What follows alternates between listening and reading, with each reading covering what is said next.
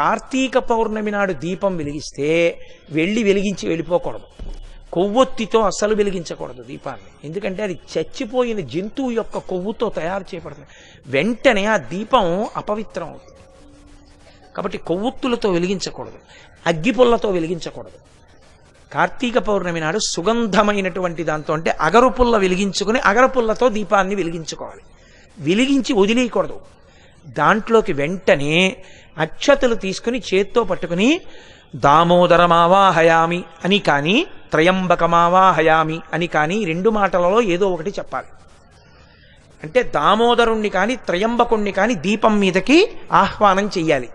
ఎక్కడైనా చెత్త ఉండిపోయినా కూడా రేపు లౌకికాగ్నితో వెలిగించకూడదు. ఈ ఆవాహన చేయబడిన దీపంతో వెలిగించి ఆ దీపం దగ్గర నిలబడి ఒక మాట చెప్పాలి అందరూ. కీటాః పతంగాః మశకాశ్చ విప్రాః